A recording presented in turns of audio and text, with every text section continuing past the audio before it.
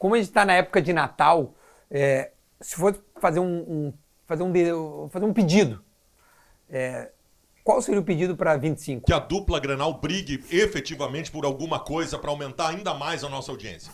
Só isso. Nós só precisamos disso, cara. Que a dupla Grenal deixe de ser incompetente e brigue pelos títulos. Porque aí cresce todo mundo. Esse é o pedido do debate raiz. É porque as pessoas pensam que quando tem crise ou confusão é maior, é melhor. Cara, isso é uma bobagem. A velha lenda. O Baldaço ganha dinheiro quando o time perde.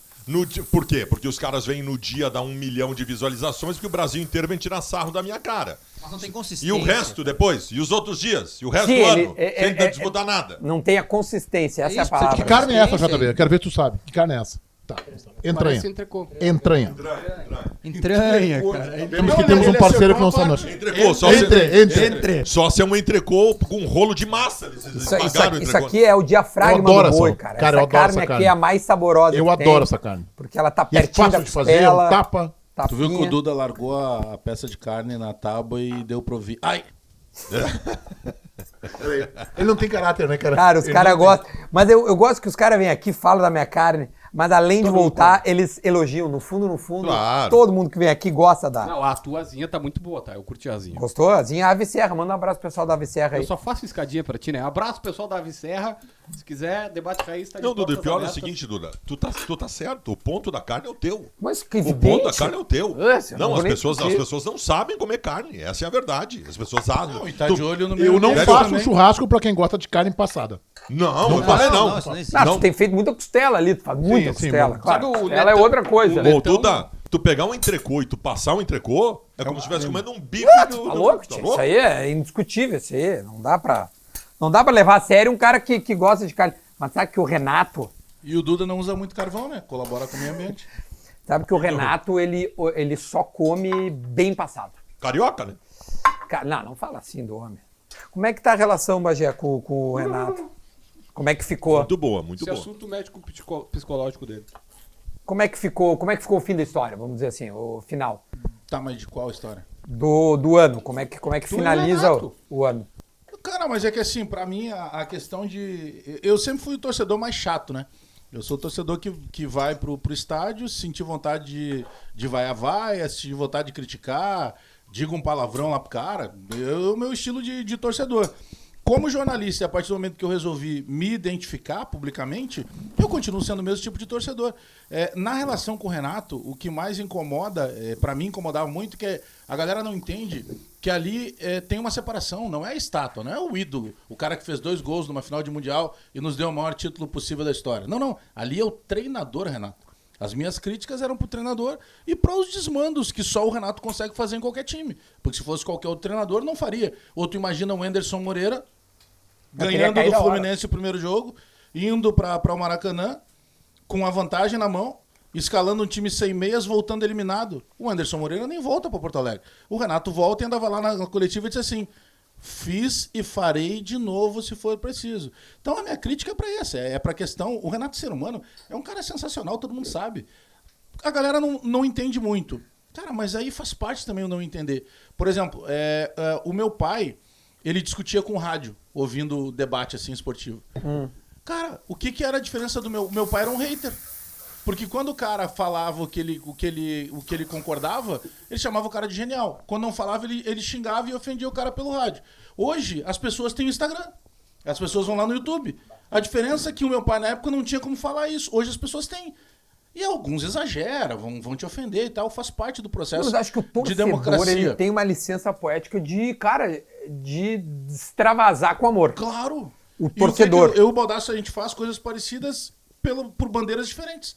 A transmissão do Baldasso é a minha transmissão, e não deve ser por coincidência.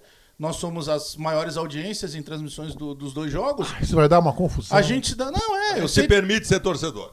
A gente se permite ser torcedor. É torcedor. E não A dá. frase do Bagé causa uma E tu ciumeira. não pode desconsiderar assim, num pós-jogo, tu ter lá 50 mil telas simultâneas. Tem que ter alguma coisa ali, não deve ser só sorte ou só porque nós somos bonitos. Tu não pode terminar uma transmissão que o Grêmio foi engolido por algum time, fez fiasco, que o treinador errou, e o Bagé entrar. Muito bem, pessoal, eu queria dizer para vocês que houve um equívoco no time do Grêmio hoje? Não, o Bagé vai estar berrando, vai estar suando, vai estar cuspindo fogo. Pô. Não adianta, futebol é isso aí, cara. Não, o futebol, ele permite a... Por isso que eu sou... Para mim, o torcedor, ele tem liberdade de fazer loucuras. Claro, concordo. O torcedor, contigo. ele pode, para mim, ele pode fazer loucuras. O que eu acho muito perigoso é quando a gente que pode ultrapassar o limite da loucura em alguns momentos. E eu acho que, assim, esse ano, eu acho que ambas as partes, tá? Eu falo isso muito, muito tranquilo, assim, porque eu me dou muito bem com vocês. Eu acho que lá foi muito forte. Né? O Renato foi... No Grêmio, acho que o Renato passou do ponto pra mim. Né? Em alguns momentos ele foi além. Não só ele, né, Duda? Cara, a parte ali que te pegou pessoalmente. Não Ali. só- O presidente não só- também, é verdade. Do presidente também. Né? E isso faz com que permita que também o Renato Claro, tu pegasse endossa. uma licença poética de cara que tá liberado. Tu endossa Né? que seja feito aquilo Eu acho que ele errou a forma. Acho que ele Foi errou um a ano forma. perigoso. Foi um ano perigoso. Peraí, Duda, eu vou te ajudar. Tu não tá te ajudando. Não tô me dando, cara. Não, eu quero- A humildade faz parte da conduta do JB. Não, mas eu acho que também, nós, e eu tô me colocando como imprensa, eu acho que às vezes a gente também pega um pouco Claro, mas pesado. eu falo isso direto É isso pra eles. aí. Mas prepara aí a tesoura, vamos fazer um corte agora, pessoal da ProHub. Ah, ele quer editar o teu Isso, canal. Ele isso, quer isso aí. editar o teu canal. Vou dar Não, um tá corte, bem. Duda, Somos bem humildes, Pessoal da né? edição, só de sacanagem, não usem isso como corte. Não, ele vai usar porque ele vai gostar. Diogo Rossi.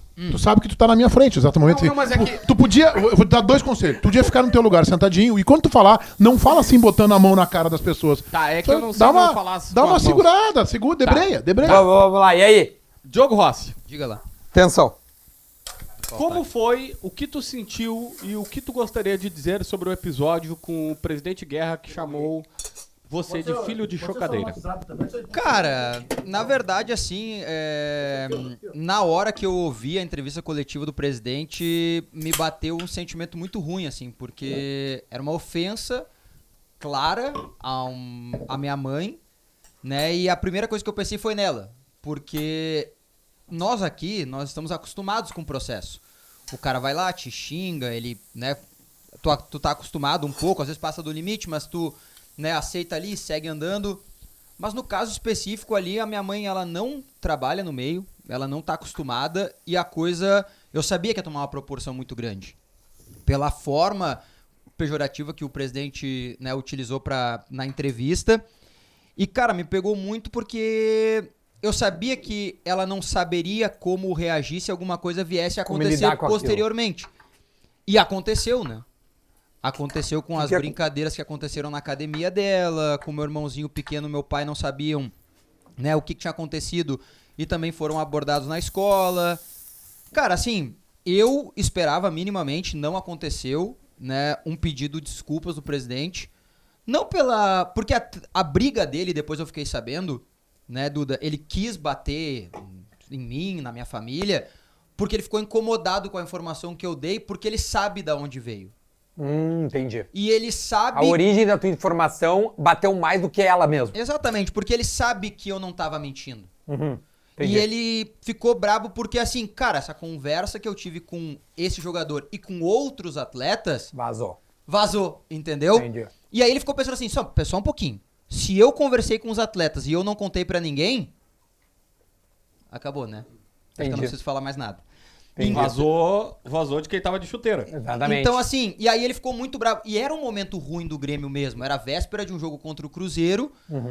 Aí muitos torcedores me cobraram isso. Diogo, o problema não é a informação, é quando tu deu. Tu, como Momento. gremista, não poderia ter dado essa informação. Mas é jornalismo. Eu falei, cara, eu sou jornalista, não vai mudar em nada. E aí, obviamente. E assim, Duda, o que me pega muito é que, por exemplo, a minha mãe, ela dizia pra mim assim, mas não vou mais torcer pro Grêmio por causa desse presidente. Eu disse pra ela, mãe, o Grêmio não tem nada a ver com o presidente, entendeu?